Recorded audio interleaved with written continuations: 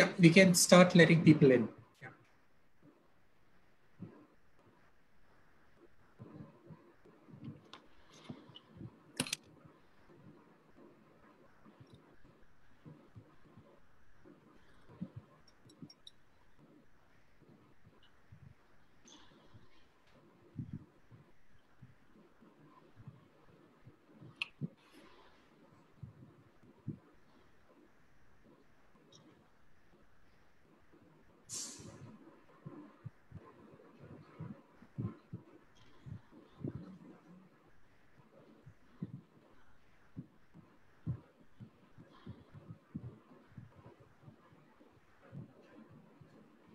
Great. So good evening, one and all, and welcome to today's webinar.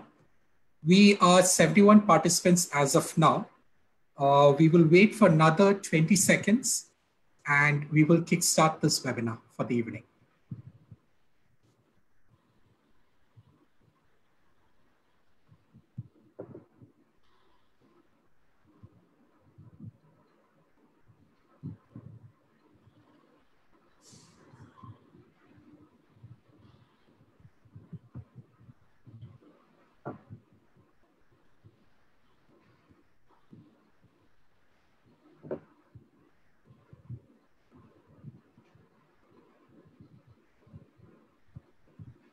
All right. Good evening and welcome to today's webinar on Gender Lens, what educators can do to bring gender equity in learning spaces. This webinar is hosted as part of our digital learning community, which is Trainer Tribe, which is an initiative of Quest Alliance. We are 83 participants as of now, and we look forward to having more participants for this exciting session that we have lined up for you.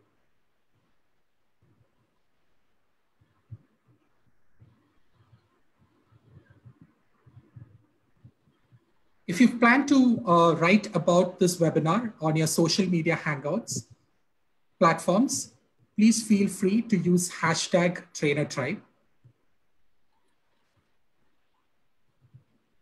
Neha, next. Next. Feel free to use hashtag #TrainerTribe.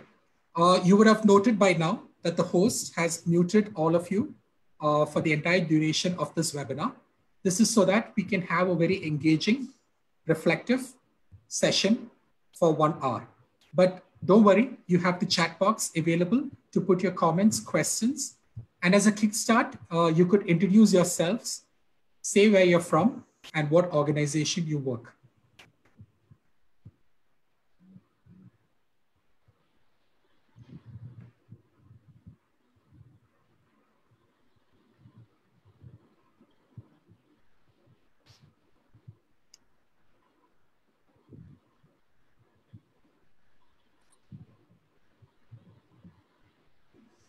To let you know, this webinar is being recorded and it's also live streamed on the Quest Alliance Facebook page. This recording will be available to all your participants along with the presentation deck that the presenters would be using throughout.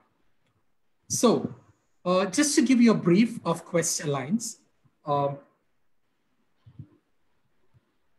Quest Alliance is a not-for-profit organization working to transform school-to-work ecosystems through self-learning. It equips young people with 21st century skills, working through the strong pillars of educational technology, capacity building, and collaboration. So far, Quest Alliance has reached to 4,000 educators across 50+ organizations. And we work with 45 partners in 22 states. We also currently work with 7 state government partnerships.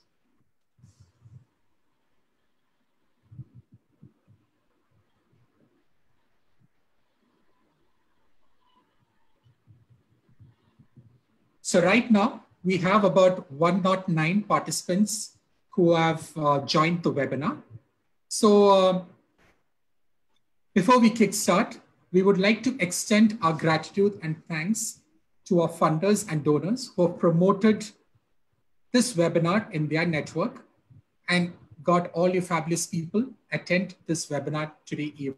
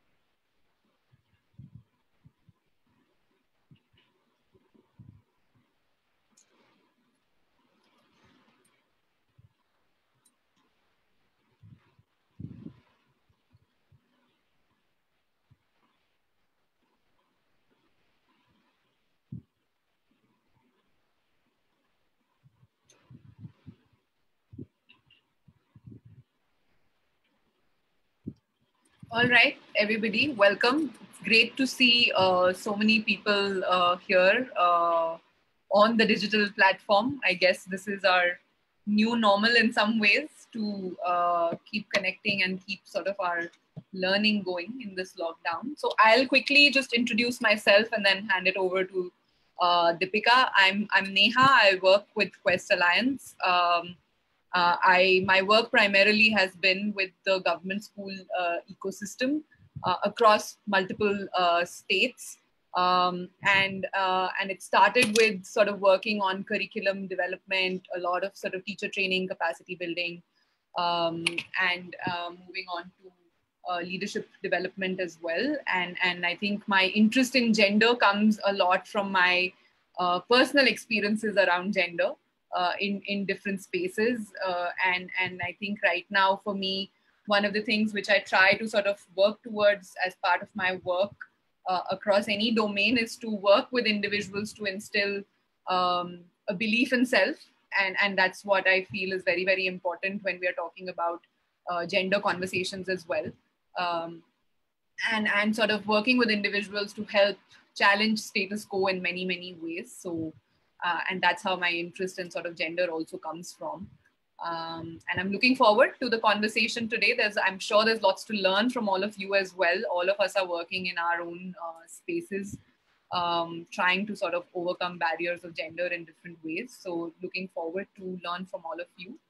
And with that, I'll hand over to Deepika. Thanks, Neha, and a warm welcome to everyone. I see a lot of friends, colleagues, people with whom I've studied part of this webinar, and I was really engrossed just looking at, that we have participants from Yadgir, Cuttack, from all various parts of India.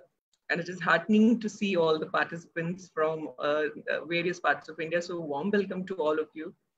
And I've also worked for about 18 years in development sector in various capacities, ranging from content development to training, to curriculum building, to designing programs, implementing programs, and largely worked in tribal areas and with communities from marginalized section. And my entire experience kind of led me to develop some understanding about what education could do to build a society which is just, humane, and equitable. And similarly, my interest in gender also arises from my own personal experiences, as well as from experiences of working with young children and seeing how, gender gets kind of seeded from such a young age in all of us. And that is what kind of interests me as to how can we as educators, as facilitators, can work towards creating an alternative. So welcome everybody. This is the first webinar and the second webinar will be sometime in June. As the title says, Gender Lens, what educators can do to bring gender equity in learning spaces. The key objective of this session would be to look at three key aspects. One is if we as educators, facilitators can understand, and appreciate the need for gender equity in learning spaces. The second would be to see, to have an awareness, to build a consciousness around how gender equity and inequity plays out in the learning spaces. How does gender inequity gets affirmed, reaffirmed, or gets contested, challenged? And the third would be largely to see, how can we as educators build more equitable learning spaces, as well as how do we as educators prepare our learners to be able to navigate the world outside so that they can lead a more gender equitable life.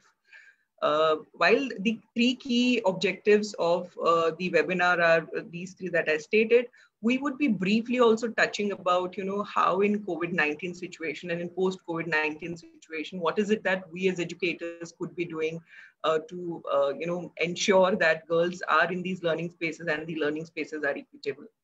So these are the three key learning objectives that we have for this session. And we would like to begin with a small quiz just to get us all energized.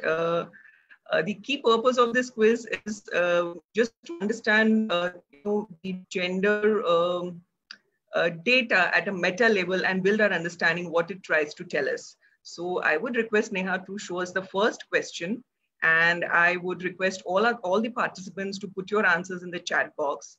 The first question is, how much percentage of women make India's researcher? And we have 4 options here: 15%, 45, 86, and 30. Please put your responses in the chat box. Okay, we are getting some quick responses.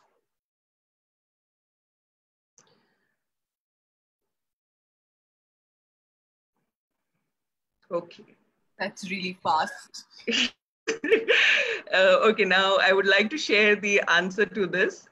About 30% of women in India make to researchers. That's the number that makes to researchers. Can we go to the next question? So the number of Indian women pursuing higher education has increased, and so has the number of working women. It's a true and false statement, yes or no. So we all know that the number of women in higher education have increased. Does it translate to more number of women in work? Yes or no? I am seeing a lot of yes. Okay. One big no from someone, Sanjana, and largely yes. Let me share the answer. It's a big no. While the participation in higher education has increased over the years, actually the workforce participation of women has decreased in last 10 years time. And I can share the data with you as to what is the current participation of women. It was around 34% in 1999, and currently it is only 27%. Whereas if we see the education, the higher education of girls has increased from 39 to 46 from 2007 to 14. So higher education is not translating actually into more workforce participation. Can we go to the next question, Neha? Okay, this one is again interesting. Since 1900, out of 919 Nobel Prizes that were given to individuals since 1901, how many have been given to women?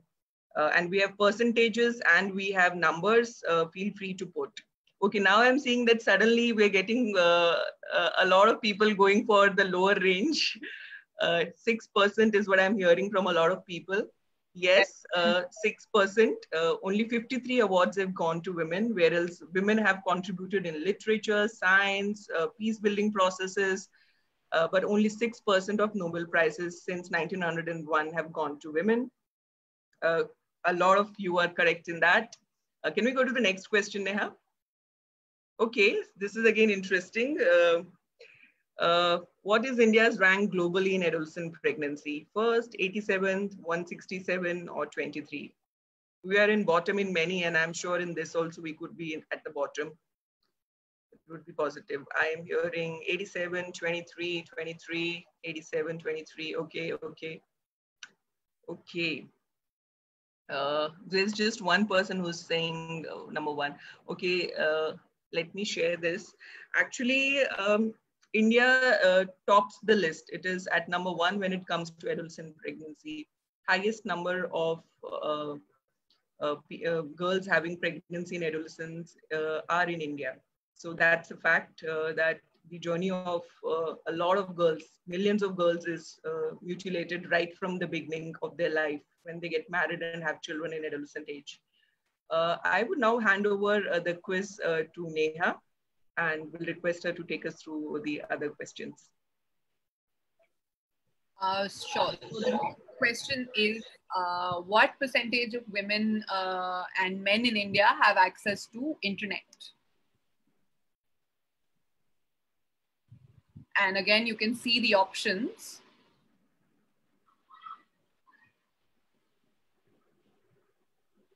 %.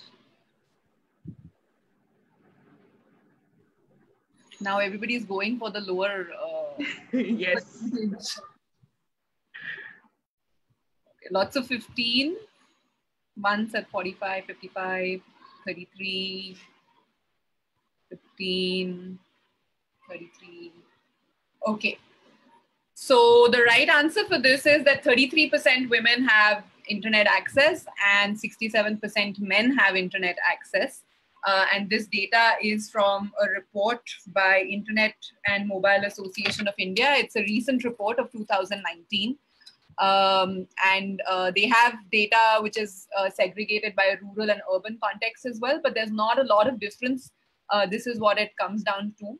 So in today's context, especially, you can think about like when the world is sort of moving digital, and internet has become such an important source of information and of sort of staying connected with the world outside, that who are sort of the people who are getting left out in that process as well.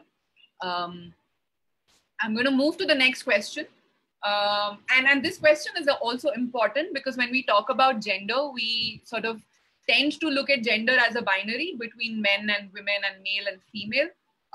But it's important to realize that there are many more categories in how gender is understood, transgender being one of them.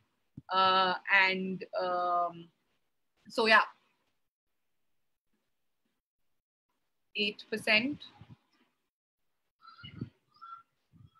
Yes, I think this one, most of the people got right. 8% is what is the percentage of transgender people in India who are employed. I think one of the biggest sort of struggles with respect to transgender people right now is that we don't even have enough data in terms of the population, their sort of, socioeconomic conditions, some of their struggles. And again, I think in today's time, you can see how much is being spoken about sort of transgender people and the issues they might be facing during this current time as well. And okay, I think this is the last question in the quiz. How many countries today have women leaders? 35, 21, 21, 21, 56. It's like a clock is ticking as the responses are going up. 35, yeah, 56. No one thinks 120. We've not progressed so far. So the right answer is 21. And actually, this is as per countries which have been, under the UN recognized nations. So I'm sure if you will sort of do a research, this number might go a little up and down in terms of how countries are counted at. But yes, it is 21. And I think in comparison to many other countries, India has kind of fared better because we've had a woman prime minister, we've had women presidents, we have women chief ministers. At the local sort of Panchayati Raj, we have sort of, made reservations for women Panchayat leaders as well. Our representation in the Lok Sabha in terms of women representation has also increased over the years. So we are slightly better off here than many other developed countries as well. Why are we sort of talking about these data points and what are they sort of indicating? I think one of the key things we wanted to sort of also get at by throwing all these different data points at you were that when we are talking about building gender equitable spaces, a lot of times I think it is understood as giving access, but I think access is just the beginning of creating the equitable spaces. There are many other dimensions which sort of define what it means to build a gender equitable learning space. And these are the 4 dimensions which we want to put out. I think this is going to form the core of the presentation that we're doing today. We're going to keep coming back to this. And I'll quickly sort of spend time on what we mean by these 4 dimensions. So the first one, like I said, is access to opportunities, access to resources, access to basic rights. And you saw in the data points that when we talk about access, whether it's internet, whether it's opportunities for education, participation in the workforce as well, there are a lot of dimensions to how access can also be defined. And after that sort of comes participation. So once you've had access, how engaged and how involved can you be in the process? Because I think participation also sort of is a way to influence what is happening around you. And if you just see sort of how in the chat box, like by all of you participating in answering the question, gives us a sense of like, you know, what the group is thinking about. So participation becomes a way of also expression, of wanting to sort of share and also shape the narrative that you are engaging with. So how much of women's voices and, you know, different genders' voices are also getting heard becomes a way to define a gender equitable space. The next one is recognition. And like we saw, whether it was the Nobel Peace Prize or like women leaders, how many of, how many such spaces are created for people from different genders to sort of lead spaces, and how much acknowledgement are they getting for the contributions that they are making? Is their work being seen as valuable enough to be acknowledged, to be something that is celebrated as well? And what kind of recognition are they getting? Also becomes a dimension when we are talking about creating gender equitable learning spaces. The last one is representation. I think it can be understood in different ways. One is representation, like we say that in voting, are different sort of constituencies getting represented. The other is also how are they getting represented. So when it comes to sort of gender roles and labor and contribution, like again, what gets seen, what doesn't get seen, what gets counted, what doesn't get counted. A lot of conversation around how the household work that women do, while if you compare it in terms of economic terms, there is a lot of sort of value which can be attached to it, but because there are no monetary benefits attached to it, it goes as uncounted. So a lot of hard work that maybe different gender put in doesn't count as much when we look at, you know, what the norm around us is. And this representation sort of is on different platforms. It is in the media that we see, in the news that we hear, films, the curriculum that we teach also sort of represents gender in certain ways. Whose voices are getting represented, whose voices are not getting represented. So where is the space maybe for, say, transgender conversations and perspectives to also come into our curriculum, are also sort of questions to think about when we are thinking about creating gender equitable spaces. And I want you to sort of stay with these 4 dimensions, and we'll also be happy to hear if there are other aspects you think which influence what makes for a gender equitable learning space. But I think I'm going to hand it over to Deepika to answer the question that as educators, why should we be thinking about all these things, and why should this matter to us as educators? Thanks, Neha. The framework that Neha just shared with us forms like the crux of today's webinar and entire discussion. It's a framework that is inspired a lot from the social justice discourse that's going on, and from the whole theory of social justice and fairness. That's where this framework emerges from. And we found it really important that when we look at gender, this is, again, this framework becomes the crux of discourse on gender equity. Now, as educators, I would again invite each one of you to just think and again write your thoughts in the chat box as to why do you think that these sites are important for us.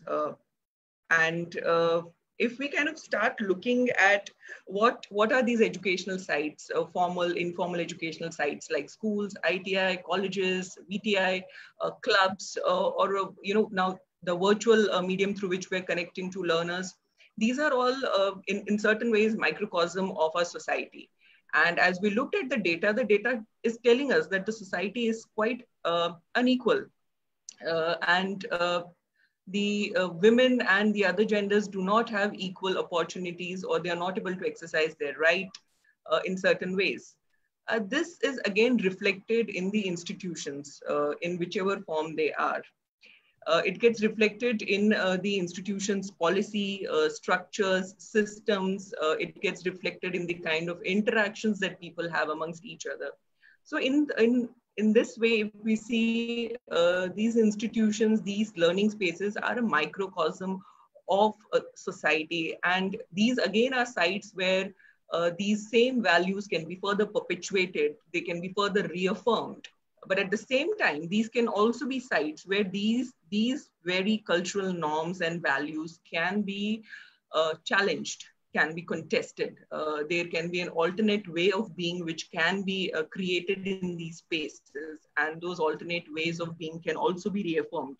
So if we see that there is a toxic masculinity which is getting reinforced through media, through what's happening in society, the way violence is increasing, can we look at an alternative way of that entire patriarchal, and looking at an anti-patriarchal mindset that gets affirmed in these learning spaces? Or if we are looking at defining a new normal, what would that new normal be? So these sites gives us a lot of scope to create that new, but all of that would depend again on our own vision that we have for these learners. So what is the vision that the educational institutions have for their learners? We as people who are working in civil society organizations, designing programs, what is our vision for the learner? Are we looking at a learner as somebody who would go through this education or this particular course and be a liberated person, be a person who's able to think in a particular way, has particular kind of skills to navigate, the world outside? Or are we looking at this person to be, very much abiding by what is handed over from generation to generation and not question it? So it largely depends on what is our own image of this learned person that we have in our mind as organizations, as people who are designing programs, as facilitators who are interacting with learners. And these are three key areas that we could be looking at when it comes to, looking at these as important sites for us to work, learning sites for us to work. Can we go to the next slide, please? Yes, so I would now request everyone to again take a moment just to think, and again then put your thoughts in the chat box, that as educators, have we challenged certain gender norms? Or as educators, what are the gender norms that we would have reinforced? Just take a moment, think about it, and share your responses in the chat box.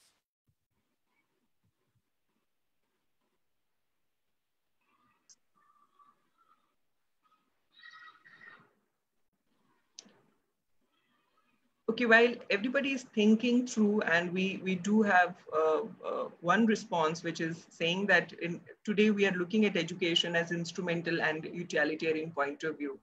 Yes, education is a means largely in today's time. Ishani says power dynamics, our language reinforces, absolutely. If we get into language, that can be one full webinar of how language perpetuates gender inequity, or how language is gendered. The kind of terminologies that we use which are not gender neutral, right? The kind of content which is there, Deepak is saying that. Absolutely, as Neha also mentioned, the kind of content that we have does not represent women's voices, does not represent women's labor, does not value it at all. The kind of activities that we encourage children to take up, absolutely. And lots of reflection coming from all the participants. Yes, not calling out bad behavior, very important point that Ishani is making here. Absolutely. Are we saying boys will be boys and not challenging that behavior and perpetuating that masculinity that the society has been perpetuating? Dreaming of a society, the vision is very important. Okay. Can we move to the next slide, please? So we would like to share some examples of, while we all know the way in which, like most of you are mentioning here in the chat box, the way inequities are being perpetuated in learning spaces, what are some of the ways in which we have observed educators and facilitators actually contest those inequities through, their own, by exerting their own agency as educators? The first example that we would like to share is from a secondary school setting. And this is something that I observed not only in, say, government schools, but also in private schools and so-called elite schools as well. And it was only in one school that I saw that the teacher was able to respond to this situation. So the students were preparing for a science exhibition, and very interestingly, the teacher was there and observing students working in groups. They were working in groups, and the students segregated work amongst themselves. Very nicely, boys were working on a model, putting that model together on the table, and the girls were sitting on one side, working on a chart paper, writing everything, beautifying that chart. The teacher noticed it, and she immediately kind of called the group together and said, what's happening? Why only boys are working on this? She mixed up the group and she said, let us reorganize how we have divided the work amongst ourselves. And this little, teacher's mindfulness, teacher being conscious of what was happening in that group work, in certain ways, one could say that group work was ensuring participation of everybody in science exhibition, boys, girls, and whoever was part of the group work. But one small observation that teacher made, that the participation was unequal. And she changed the terms of participation. She changed the terms of inclusion and made it more equal by changing the way the group work was divided among students. So just teachers being conscious for a moment and being able to rework that situation created a very different learning experience for the students. Can we go to the next slide, please? Again, this is something that we as Quest Alliance, we work in a lot of government schools across India. And again, this is something that we have observed not only in government schools, but again, all kinds of schools. Education in India is pretty stratified. And I've seen it in most of the stratas of school that when it comes to playing, boys easily take onto playground, accessing sports equipments and start playing, whereas girls usually take some time. I've seen quite a few times that girls would be sitting and talking and not participating. So in one of these schools, we saw that the teacher himself started, playing with students. He started saying that, hey, come on, let's choose a game that we want to play.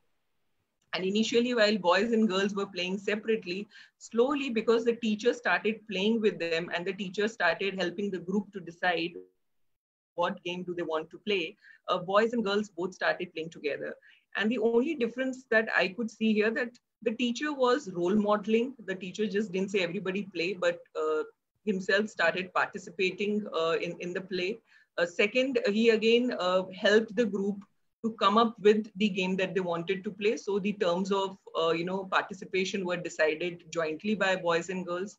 And third and most important thing was that he allowed the group to take time and did not pressurize or put pressure on girls.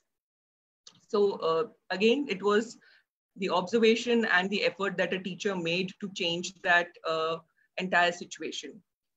I would request Neha to share more such examples from her observation and experience.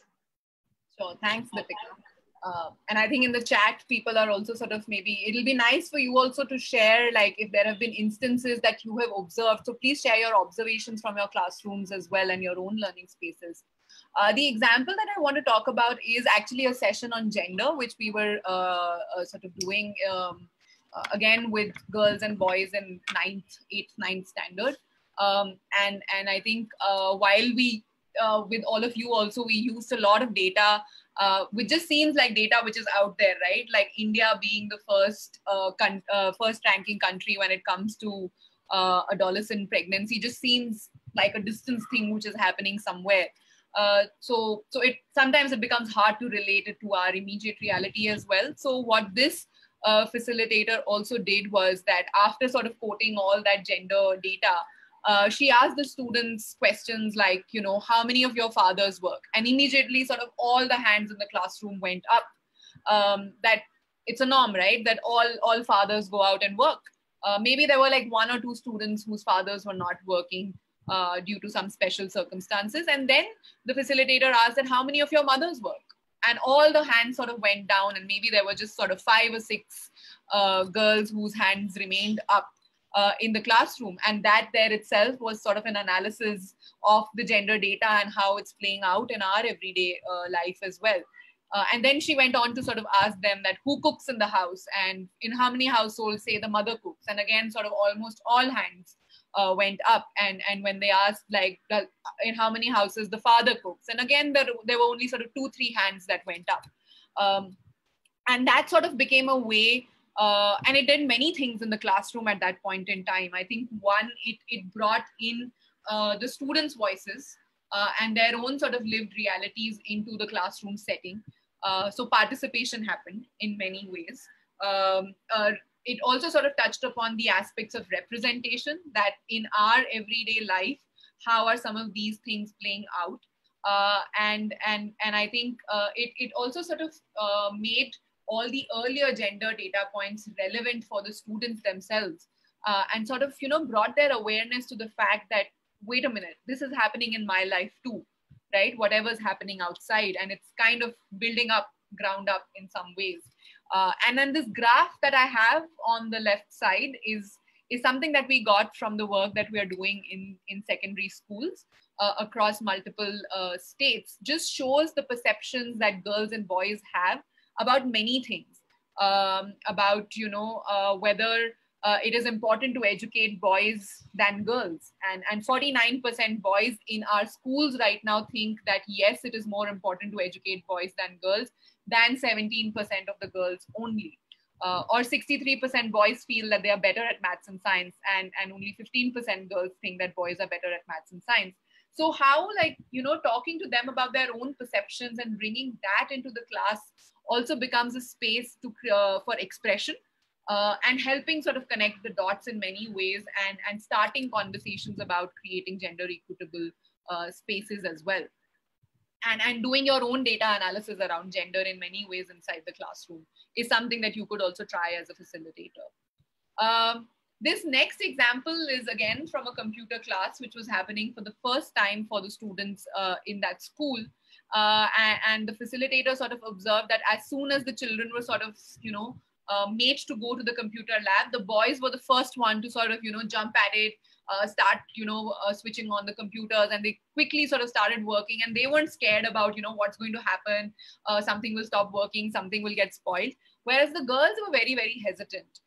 And when the facilitator checked with them, they said that they were scared. They didn't know how to switch it on. And then the boys were like, oh, we know how this is done because we access it. We've been to an internet cafe. I've, seen it with an elder, like my brother has it. So I've worked on a computer before.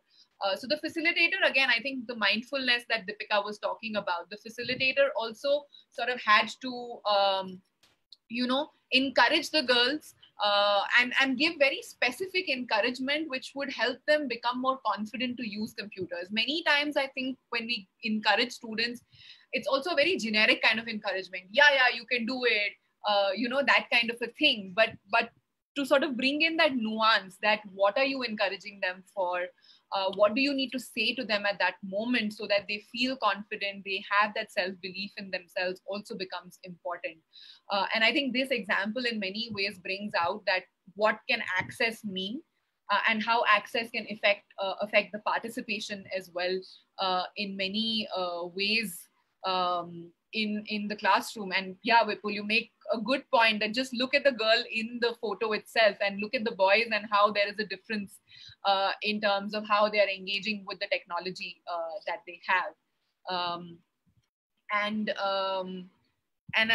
And with that, I think I would like to leave all of you with this question. And again, it will be great if we can get some responses in the chat box, that as educators, how do we go about building gender equitable learning spaces?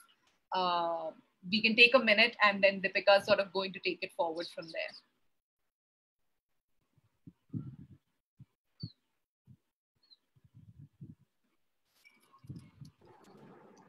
Thanks, Neha.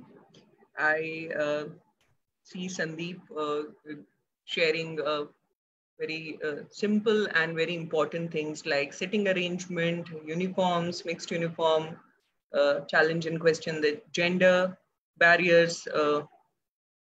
That all these are very important aspects.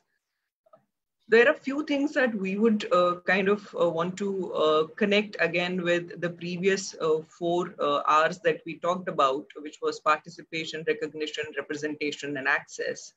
And if we really want to see that, that in learning spaces, we as educators are able to ensure these 4 aspects in our own ways, little ways, by exercising our own agency, then we need to work with ourselves as well as with the learners.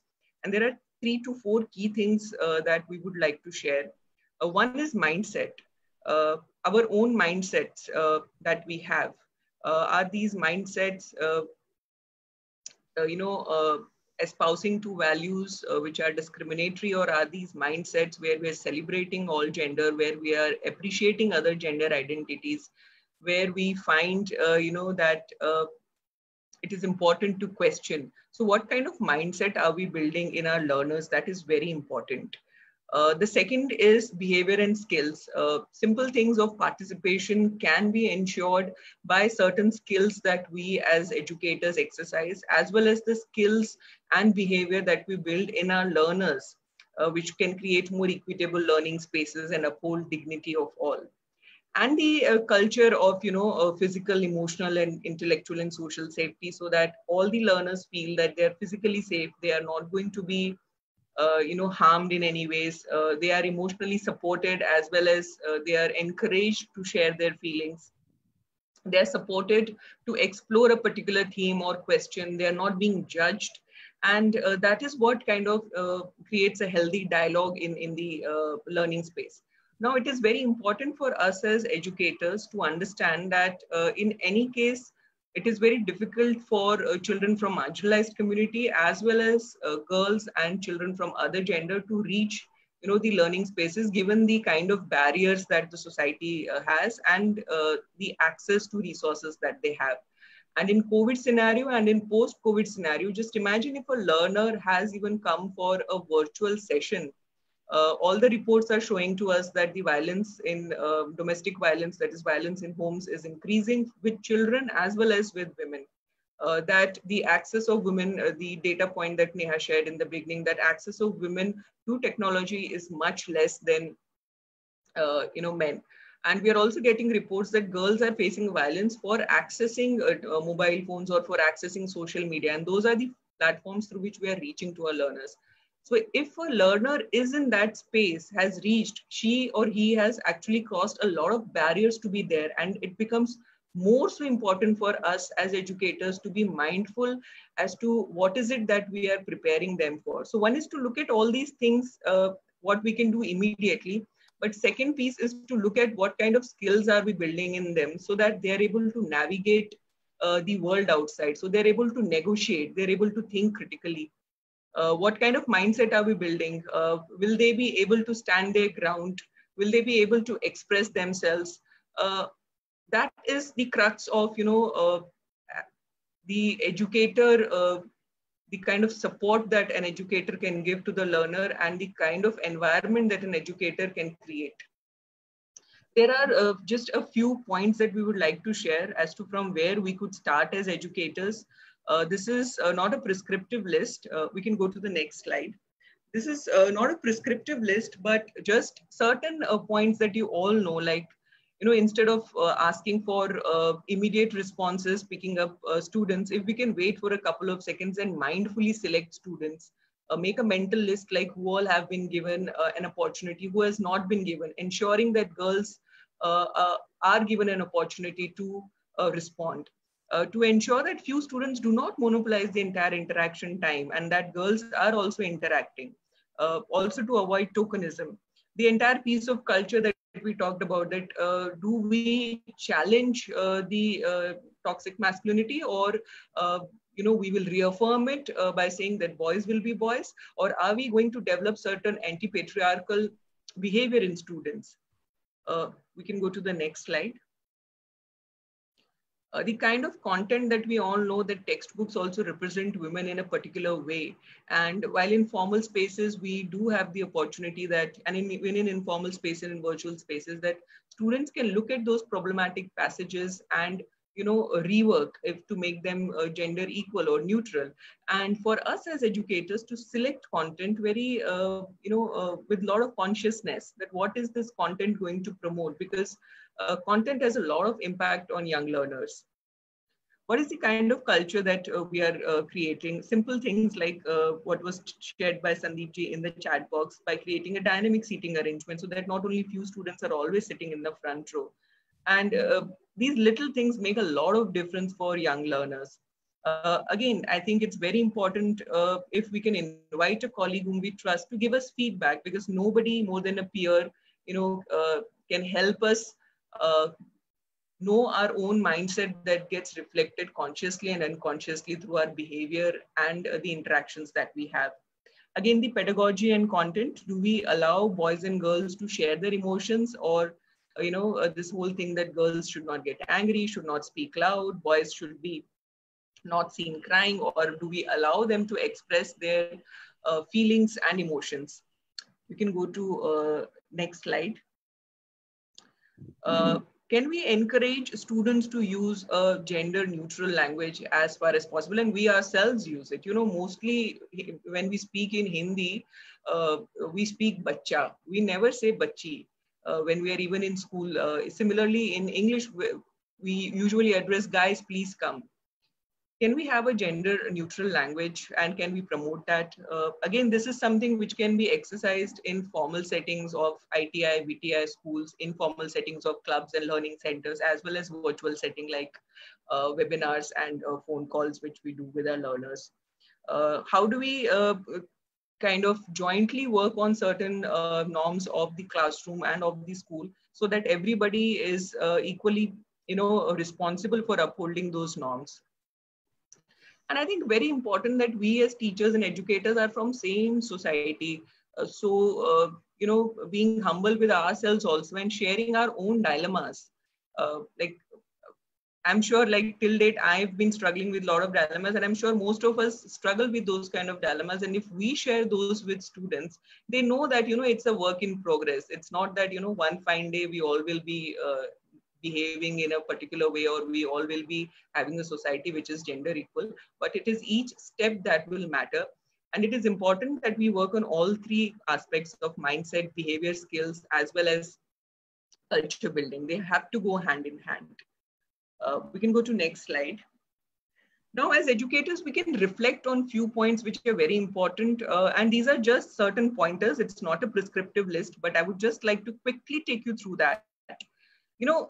When we are giving feedback, can we just think about who are we giving this critical and meaningful feedback? Is it only to boys, or is it to girls and other gender as well? As educators and facilitators, how often are we challenging gender stereotypes in our sessions or classes? And what are the expectations that we set from girl students? Sometimes we do not even set high expectations from them, and so we do not invest in them. What are the aspirations and dreams that we're building for them and nurturing in them? Are we just sharing and nurturing a dream that, oh, you have to go and do domestic work, you better just finish this task at hand? Or are we building some other dream, nurturing some other dream in them? How often do girls and boys in educational spaces get opportunities to break free from gendered roles? And as educators, what is the role that we have played in it? What percentage of our instruction time is, addressing a boy or a girl or other gender? Is it focusing on all three of them equally, or is it focusing only on one particular? In terms of culture, how many opportunities do girls and other gender students get to share a response? Because a lot of studies are showing that girls do not even get an opportunity to share a response. They're not being taught in classrooms. How often do they get an opportunity to share their feelings? Because in most of the educational spaces, we do not create that space of sharing feelings. We are so much into the finishing of content and curriculum that feelings do not come anywhere in educational spaces. What kind of resources are girls and other genders able to access? And web is an important resource, internet that I'm saying. Do we see them being able to navigate through web? What way are women, girls, and other gender represented in content that is facilitated in all these educational institutions? And we know that, transgender is not even represented in our content. There's a complete absence of their representation in any form. How often do girl and other students get a leadership position in class, school and college? And can we as educators ensure some of these things? So these are some key points that we want to, just share. And please feel free to add to this list. It's not a prescriptive list, it's a suggestive list. It is just a way to begin, because all of us are at different junctures in our work. I would now like to pose a question to Neha. Neha, we are talking about all of this, and if we as educators are kind of making strides in these areas, what we have been discussing, if we are reflective and work towards it, what will happen if we create gender equitable learning spaces? Can you share some of your observations and experiences? Sure. Thanks, Deepika, and I'll try and sort of make it quick. So what I'm going to share now are just some instances of what we've observed as to what happens when we create gender equitable learning spaces across different ecosystems. So the first example is of a Bal Sansad, which is basically like a student parliament. In elementary schools, this is something which happens across all government schools. And what we saw was the Prime Minister of the Bal Sansad is always supposed to be a girl. She's elected from the 8th standard. And we saw that in many schools, when the girls were leading as prime ministers, they brought in a lot of their own issues that they were facing and other girls were facing around them. And as a result of that, in some of the schools, they opened sort of sanitary napkin shops because many girls would miss school during the days of their period. And they thought that they had to solve this problem. So that's something that we saw, that, how the issues that women face or girls face becomes part of the everyday conversation, and then solutions are built for that. Similarly, in ITIs, and for this, I have to sort of switch on my video so that I can show you like in action what it meant. So one of the girls shared with us, that before she sort of came into the ITI, her notion that was there was कि लड़कियां हमेशा हाथ फैलाती हैं, like someone has to, support them. They're always dependent, so their hand is always like this. But when she came to the ITI, and when her facilitator sort of worked with her, and there were sort of aspirations which were set for them, that girls can go out, they can work, they can earn. So then her notion was like, लड़कियां ऐसे नहीं, वो ऐसे भी कर सकती है. Like they can also become, support systems for others, and they can support their own families as well. So their own notion sort of started changing because of the conversations that were happening with them in the ITIs, the role models that they were seeing around themselves. And once they started working, I think in their own families, perceptions around working women also changed. So that confidence building is also very important. The third example is from a girls' club. This is a club that we run for out-of-school girls who had to drop out of education. Some of them got into early marriage. Some of them also got into adolescent pregnancy and are now sort of coming to these clubs as spaces where they can share with each other their life experiences. And what happened as a result of creating that network, that peer support system for them, their sort of self-belief got reinforced, and through sharing of their own stories and dilemmas, which Deepika was talking about earlier, that how we can do that as educators, but by also creating opportunities for the learners to share their dilemmas, struggles, also to make them realize that there are so many challenges that you've already sort of, overcome, also sort of reinforces that self-belief and sort of gives them the confidence then to take charge of their life and make more informed life decisions, and in the process also become role models for others. So a lot of these girls who come to the girls' club, some of them have, re-enrolled themselves in schools. They are becoming role models in the community that, other girls feel that we can also be like them.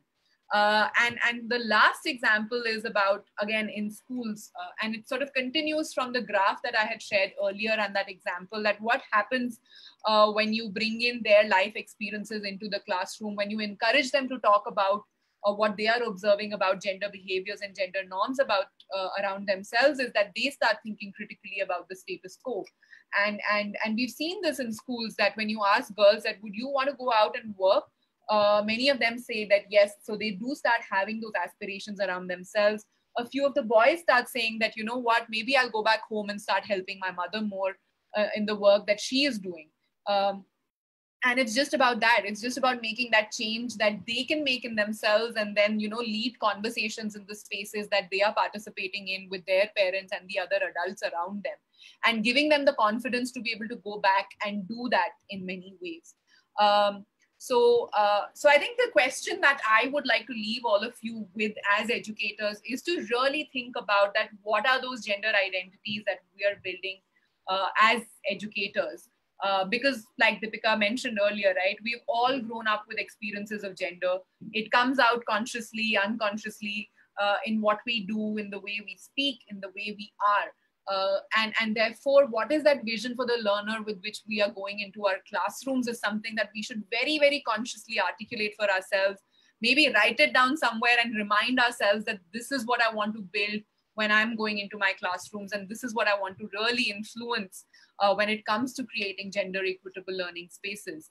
And this is my favorite quote. I think I use it many, many times when I'm especially sort of having conversations with educators. This is something which I hold true for myself as well, because consciously we teach what we know. So a lot of conversation can happen, a lot of information can be given, a lot of theory can be quoted in terms of how we need equal spaces, how there needs to be fair and just treatment, but unconsciously we teach who we are. And if we miss out on those observations in our classroom, if we miss out on that mindfulness, then we just go on to perpetuate a lot of the inequalities that we have grown up seeing ourselves.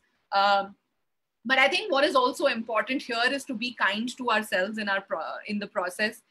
Like Deepika said, it is not like one day you will get up and, you know, the compass has changed and we are suddenly demonstrating more gender equitable behavior. It really has to come with us also reflecting about our own beliefs, about our own value systems, and consciously sort of reminding ourselves that why am I doing what I'm doing, and what is the change that I want to create. So yeah, I think that sort of is the conversation with respect to creating gender equitable learning spaces. But we just quickly wanted to spend time on what does this mean in our current situation, right? Like where we said that a lot of the work is happening digitally. A lot of access is now dependent on whether you are part of the digital network or not. Maybe we are not connected with a lot of our learners at this point in time. So as educators, what do we do at this present time? Where we are also hearing that cases of domestic violence, harassment, child sexual abuse, and all of those are also going up. What can we do? So here are some of the things which we've put together. And again, this is not exhaustive. This has come from our conversations and some of the efforts that we are trying to do. One is to just stay connected and check with them on their well-being. It means making one-on-one calls. It can be a very labor-intensive process, but just going that extra mile knows that, you know, there is somebody whom they can sort of lean on and reach out to in case they need something. Give them access to networks. So if we can't provide for everything like counseling services or even things like food, basic supplies, there are lots of other organizations which are working on these things. So can we give them access to these networks? Can we give them the important phone numbers that they need to know? And you know, create that enabling ecosystem around them in some ways. And the other is to just sort of maybe keep giving small inputs, small triggers so that they continue their learning. Another thing which sort of research shows from the past is that whenever such pandemics or natural disasters happen, girls are the first to drop out. It also affects dropouts and enrollments for boys because they might move towards more livelihood-based opportunities. So what kind of triggers can we give for them to continue their learning? To sort of, you know, be reminded that there is a connect that they need to maintain with their own learning spaces as well. And enabling ecosystem, like I said, it doesn't just have to be you. If we can create networks where students can come together for each other, either through digital networks or through even phone calls with each other, it's good to create that space where someone is there to listen to them, where they can express themselves freely and know that they are not alone in this. And the next webinar, which we're going to do on 12th June, is going to sort of unpack some of this further, that in the current times, what does it mean to move towards gender equitable learning spaces. And with that, I'm going to pause. I know we've taken a lot of the time, but if there are questions, we'll be happy to sort of take those questions in the chat box. Yeah.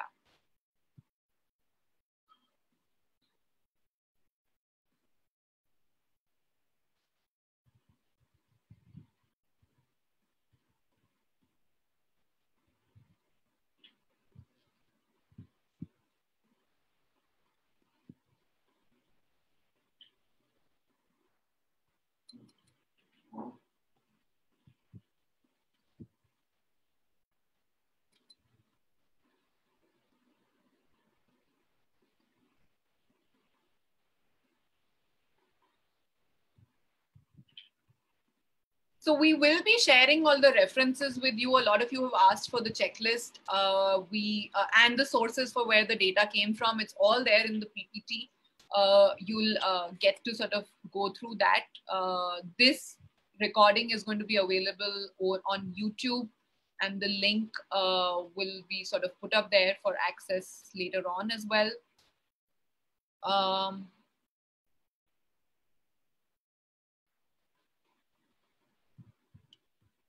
Lennon, do you want to take it from here and maybe talk about what needs to happen next if there are no questions? Yes. Can you go to the next slide, Neha?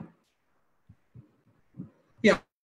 So like how Neha mentioned, there was a lot of engaging conversations happening on the chat. So if there are any more questions that you have, which is very boiling and burning in you, please leave it on the chat box. We will answer maybe one or two due to paucity of time. But we will definitely take those the other questions and this discussion forward on our Trainer Tribe Facebook page.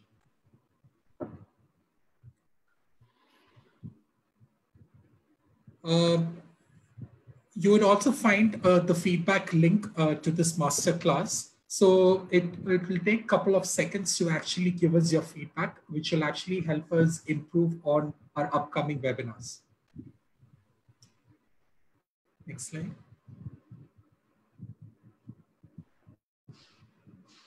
So like how I mentioned at the beginning, this masterclass is a series that we have planned as part of Trainer Tribe, which is a digital learning community of educators all over the country.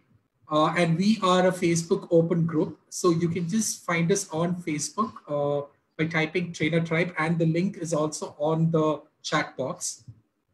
So join us on the Trainer Tribe Facebook page, and we can continue this conversation, because I know it's very difficult to actually put everything related to this particular topic in about 60 minutes. And Neha and Deepika have done a commendable job in putting this forward. And that's why we have planned for the part 2 of this on June 12th. But we definitely look forward to seeing you all on our Facebook page. Neha, forward, next.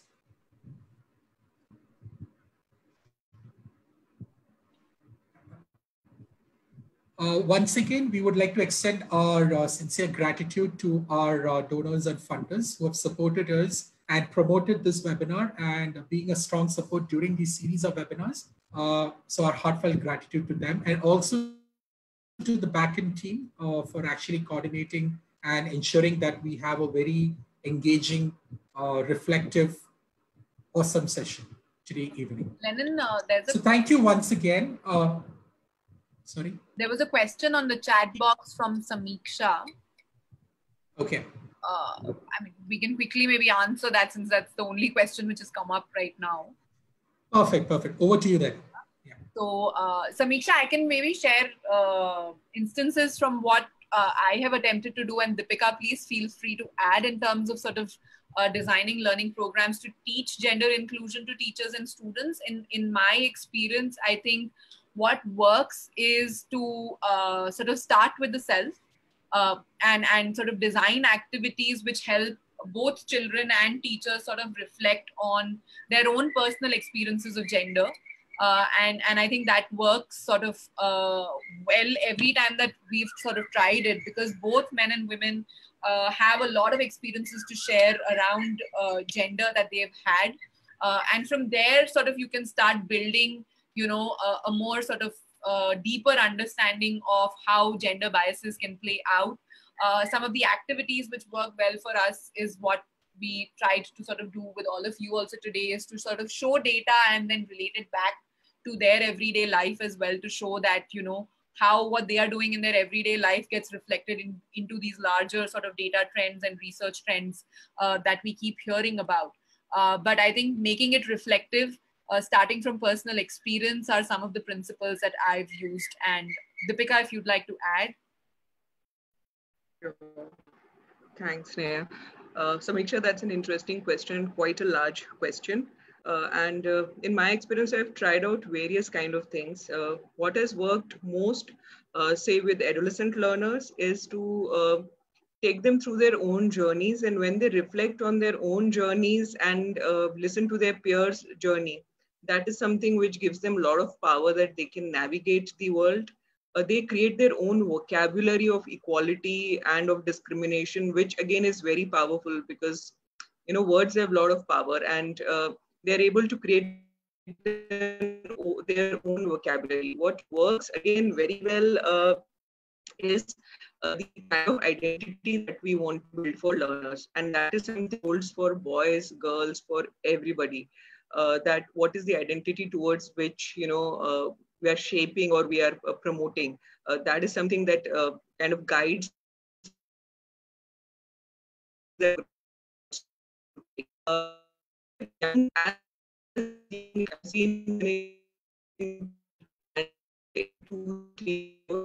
it is content that that makes so much of impact. Like I've seen asking, why does the girl have to go to boy's house after marriage? And this is after reading a fairy tale. I've seen a grade 3 girl say that, my aspiration is to become somebody who was given in a book called Pinjara, where the bird flies out of, the cage. So an identity of a liberated woman, of women who is struggling day in and day out. And these are kids who are 4 years, who are 10 years, and this is the impact that content could have on them. Similarly, I've seen some amazing kind of responses when we introduced books like, Why Girl by Mahashweta Devi in tribal areas. So if we're able to select, pick and choose content which they're able to relate to, which speaks to them, which challenges the existing norms in certain ways, that is something very helpful. And that is, I think, helpful not only for girls, but also for boys and other people. As well as to look at the pedagogy. The entire pedagogy is gendered. The moment we only start talking of what is out there, we are having a very ungendered discussion. The moment you root it in their own experiences, in their own lived life experiences, the conversation changes. And I think these are few things that I have tried, and I have seen them make a lot of sense with the learner. Thanks for that question. So that's from great. us. Yeah. So great. I think that's a great way to end this. I know the conversation has just started. So we look forward to seeing you for the next webinar on next Friday. That's at 4 p.m. And for the part 2 of this webinar on June 12th. We can definitely have these conversations continuing on our Facebook group, Trainer Tribe. So see you all there. Till then, keep safe and have a great weekend going forward. Thank you. Take care. Thank you, everyone. Thank you, everyone.